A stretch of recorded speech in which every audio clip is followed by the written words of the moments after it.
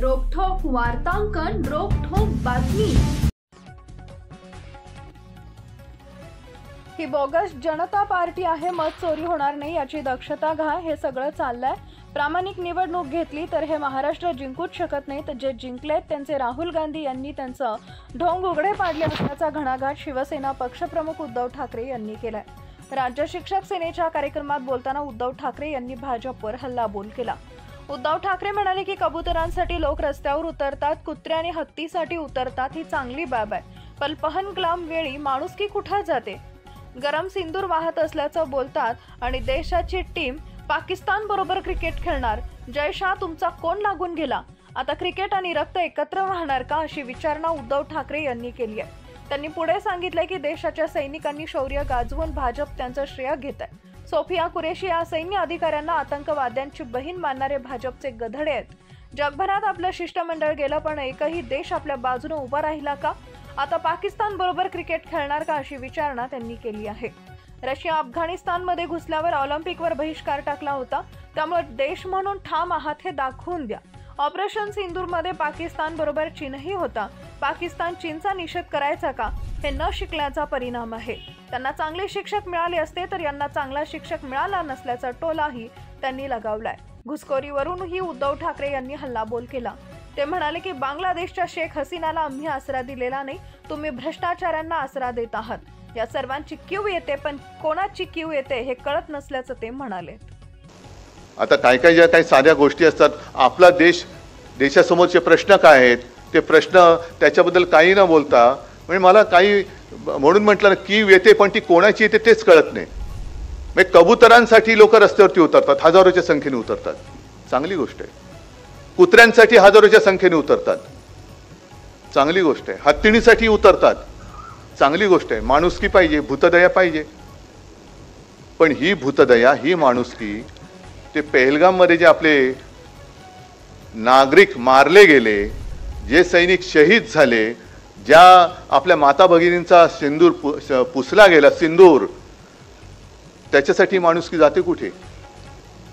हा विषय मी तुम्हाला आता का सांगतोय, कारण अजून 2 ते 3 महिने नाही झाले, पहलगाम मधली घटना घडली। त्याच्यानंतर आपले संरक्षण मंत्री म्हणाले ऑपरेशन सिंदूर अब तक रुका नहीं है, वो चालू ही रहेगा। वो आपले पंतप्रधान म्हणाले कि खून और पानी एक साथ बह नहीं सकता। आनंदाची गोष्ट है, मेरे रगो रगो में खून नहीं सिंदूर, गरम सिंदूर बह रहा है। मग त्या गरम सिंदूरचं काय आता कोल्ड ड्रिंक झालं? थम्सअप, कोका कोला, चला चाय गरम गेला, आता ठंडा ठंडा ठंडा लो लिंबू सरबत गेला, कुठे तो गरम सिंदूर? पाकिस्तान बरोबर तुम्ही क्रिकेट खेळायला परवानगी देताय? आपल्या देशाची टीम ही पाकिस्तान बरोबर आता क्रिकेट खेळणार, मग तुमचा गरम सिंदूर गेला कुठे? जो घराघरात जाऊन तुम्ही सिंदूर वाटणार होता, तो सिंदूर गेला कुठे? लावायचं कुठे तो? कशाला या भाकड कथा करताय तुम्ही? मग तिकडे शौर्य गाजवलं सैनिकांनी, श्रेय घेतात हे त्या सोफिया कुरेशी, आपल्या सैन्याच्या त्या जवान, अभिमान वाटावा महिला अधिकारी, त्या महिला अधिकारीला सुद्धा हे भाजपवाले गधडे आतंकवाद्यांची बहीण म्हणण्यापर्यंत त्यांची मजल गेली, तरी सुद्धा ते डोक्यावरती मंत्री म्हणून तिकडे बसलेत। लाज वाटत नाही या लोकांना देशभक्तीचे थोतांड गाताना?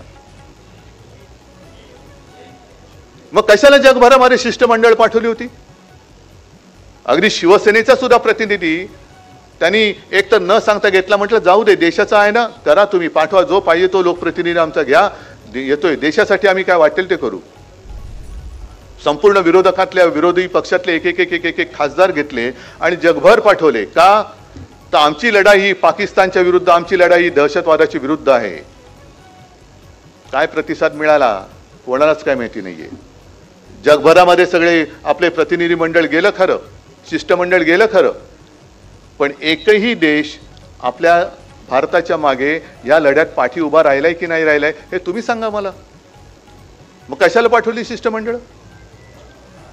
पाकिस्तानच्या विरुद्ध कोणी बोलायला तयार नाही, मग आता त्याच पाकिस्तान बरोबर आपण क्रिकेट खेळतोय का पुन्हा आता जगभर शिष्टमंडळ पाठवणार की नाही नाही, आमच्या पहिल्या शिष्टमंडळाचं खोटं होतं, या शिष्टमंडळाचं खरं आहे, पाकिस्तान हा चांगला गुणाचा पुतळा आहे, आम्ही त्याच्यावर क्रिकेट खेळतो आहोत।